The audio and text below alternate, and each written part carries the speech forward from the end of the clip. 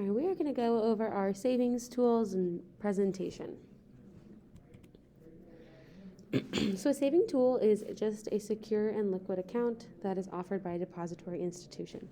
And when we hear the word depository institution, we're really just talking about banks and then credit unions.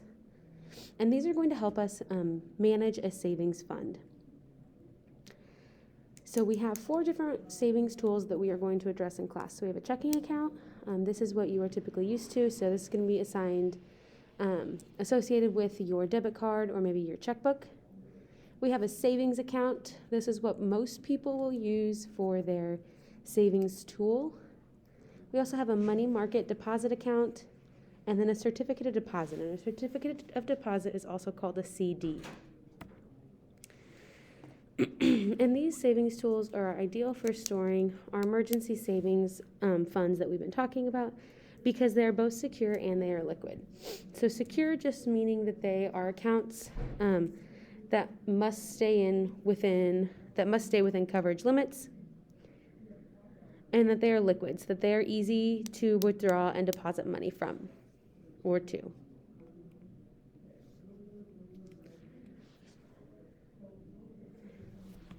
And each savings tool is going to have different characteristics that fall within it. So these being things like interest, liquidity, and features. And the ideal scenario is that you're going to choose a savings tool that is most appropriate for you reaching your financial goal.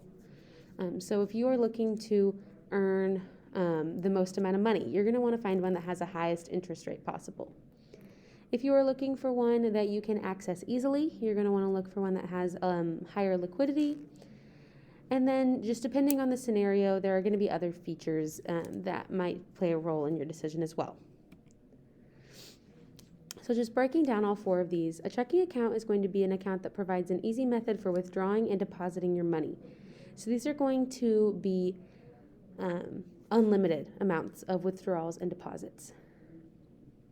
Most checking accounts, pretty much all checking accounts these days, do not offer interest. And if they do for some reason offer interest, they are going to be incredibly, incredibly low. You're not going to earn very much, if any, money on the amount that is in your checking account. But this is the most liquid. So like I said, it's unlimited. You can withdraw and deposit money as often as you would like. Some of the features and benefits are that it reduces the need to carry large amounts of cash. So you have that checkbook, you have that debit card. You don't need to carry several $100s of cash if you're making a large purchase. There are different types of checking accounts. Some will have fees, some will not. And it is not recommended that you only have a checking account.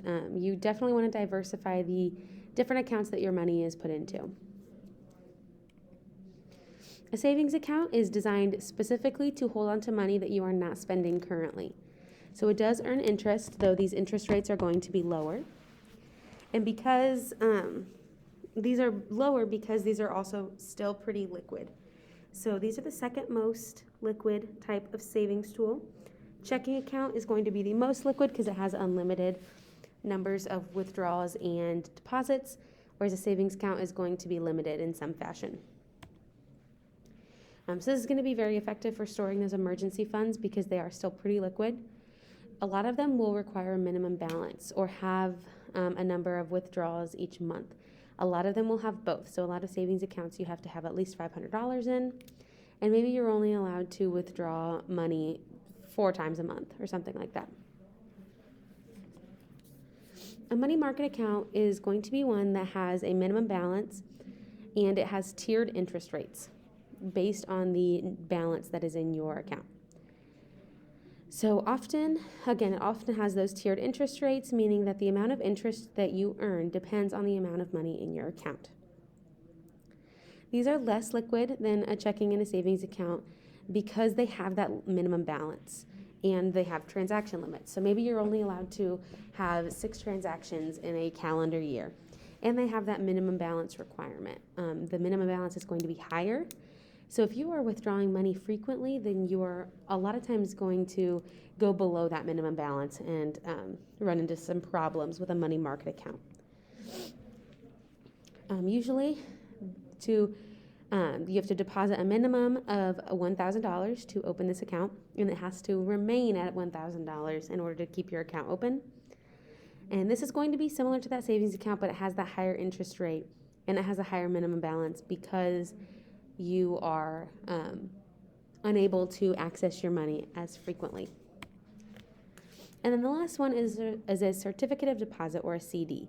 And so this is going to be an account that is used for a fixed period of time. So you may have a CD for 5 years or for 10 years. And there is very restricted access to the funds during that time period.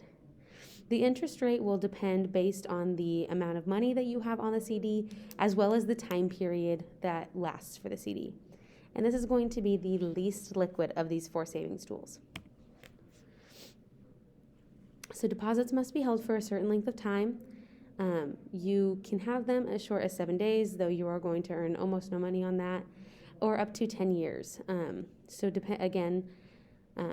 It just varies, same as with the deposits. So if you are just holding it for 7 days, you might have a smaller amount, like $100.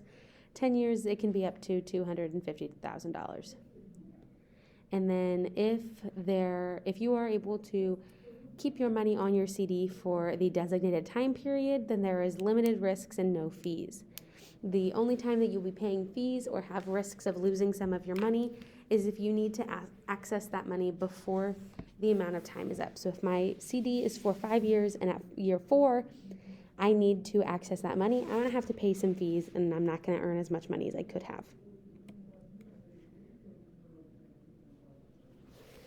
So you're going to be matching savings tools with your goals. So you're going to think about how much money you have available, the purpose of saving your money, when your money will be needed, how liquid do you need this to be, what interest rate do you need it to be, what are the different savings tool requirements, and then what fees would you have to pay.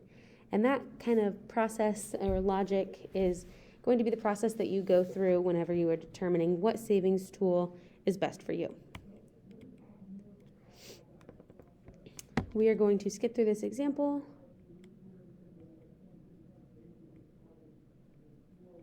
Alrighty, and then when we think about liquidity again, so the higher interest rates are going to have lower liquidity, and the lower liquidity has higher interest rates.